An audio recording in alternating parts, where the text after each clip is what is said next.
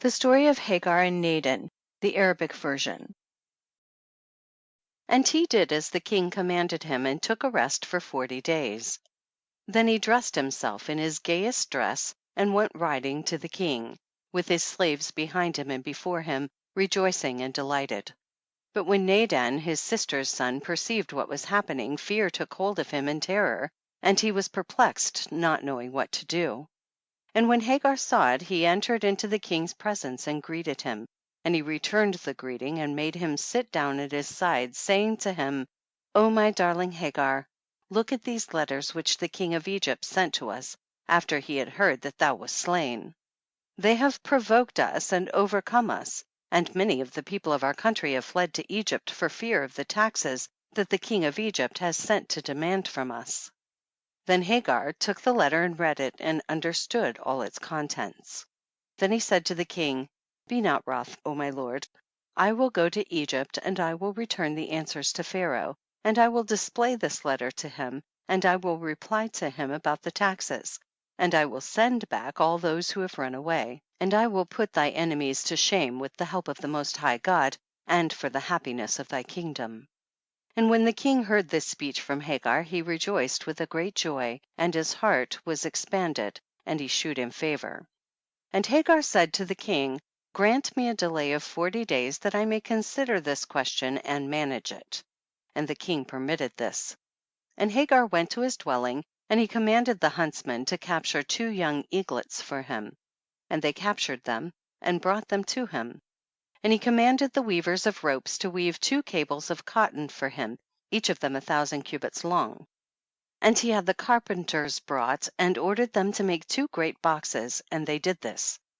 Then he took 2 little lads, and spent every day sacrificing lambs and feeding the eagles and the boys, and making the boys ride on the backs of the eagles.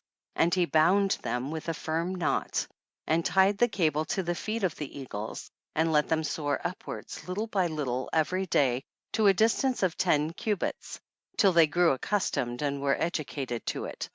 And they rose all the length of the rope till they reached the sky, the boys being on their backs.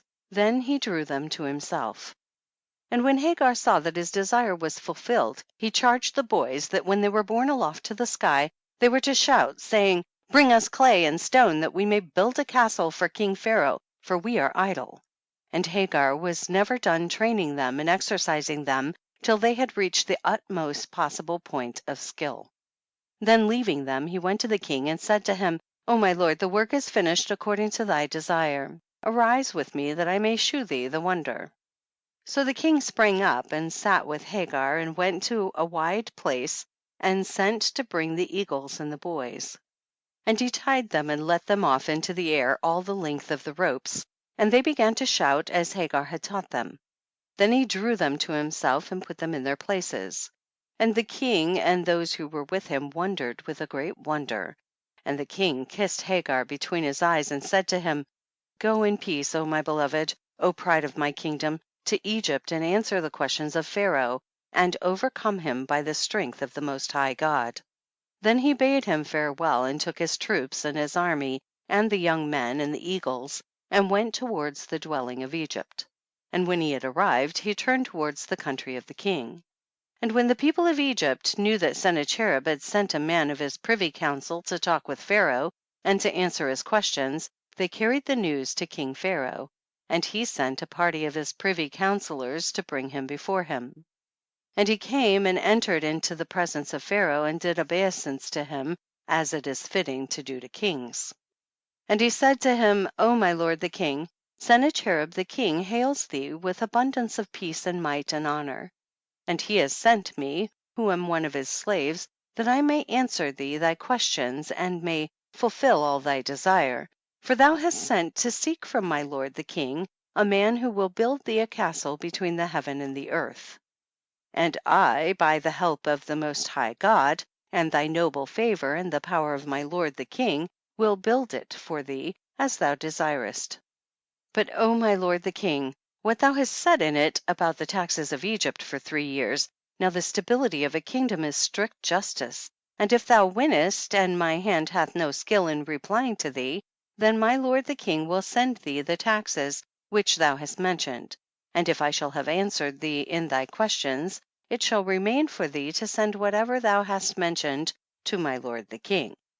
And when Pharaoh heard that speech, he wondered and was perplexed by the freedom of his tongue and the pleasantness of his speech.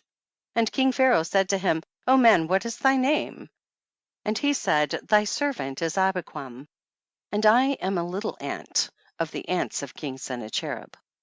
And Pharaoh said to him, Had thy lord no one of higher dignity than thee, that he has sent me a little ant to reply to me and to converse with me?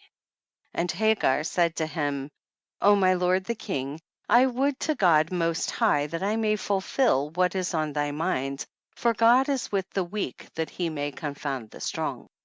Then Pharaoh commanded that they should prepare a dwelling for Abiquam, and supply him with provender, meat and drink, and all that he needed. And when it was finished 3 days afterwards, Pharaoh clothed himself in purple and red, and sat on his throne, and all his viziers, the magnates of his kingdom, were standing with their hands crossed, their feet close together, and their heads bowed. And Pharaoh sent to fetch Abiquam, and when he was presented to him, he did obeisance before him, and kissed the ground in front of him. And King Pharaoh said to him, O Abiquam, whom am I like? And the nobles of my kingdom, to whom are they like? And Hagar said to him, O my lord the king, thou art like the idol Bel, and the nobles of thy kingdom are like his servants. He said to him, Go, and come back hither tomorrow. So Hagar went as King Pharaoh had commanded him, and on the morrow Hagar went into the presence of Pharaoh, and did obeisance and stood before the king. And Pharaoh was dressed in a red color, and the nobles were dressed in white. And Pharaoh said to him, O Abiquam, whom am I like? And the nobles of my kingdom, to whom are they like? And Abiquam said to him, O my lord, thou art like the sun, and thy servants are like its beams. And Pharaoh said to him, Go to thy dwelling, and come hither tomorrow. Then Pharaoh commanded his court to wear pure white, and Pharaoh was dressed like them and sat upon his throne, and he commanded them to fetch Hagar. And he entered and sat down before him, and Pharaoh said to him, O Abiquam, whom am I like? And my nobles, to whom are they like?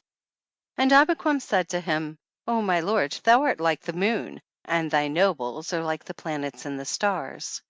And Pharaoh said to him, Go, and tomorrow be thou here.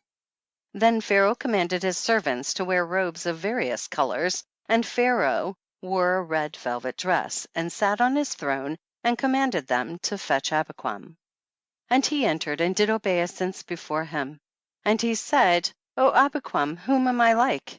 And my armies, to whom are they like? And he said, O my lord, thou art like the month of April, and thy armies are like its flowers.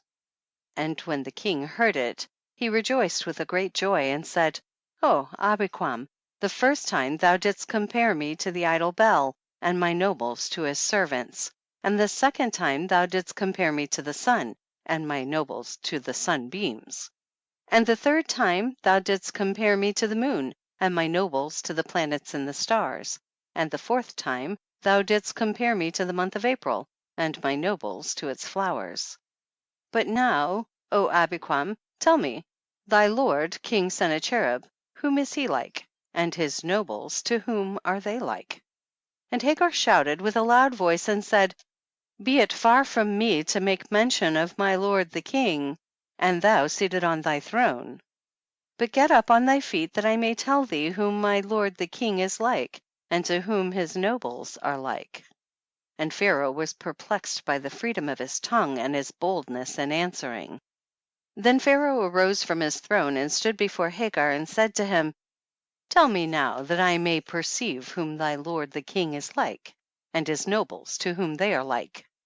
And Hagar said to him, My lord is the God of heaven, and his nobles are the lightnings and the thunder, and when he wills, the winds blow, and the rain falls. And he commands the thunder, and it lightens and rains. And he holds the sun, and it gives not its light, and the moon and the stars, and they circle not. And he commands the tempests, and it blows, and rain falls, and it tramples on April. and destroys its flowers and its houses. And when Pharaoh heard this speech he was greatly perplexed, and was wroth with a great wrath, and said to him, O man, tell me the truth, and let me know who thou really art. And he told him the truth. I am Hagar the scribe, greatest of the privy counselors of King Sennacherib, and I am his vizier, and the governor of his kingdom, and his chancellor.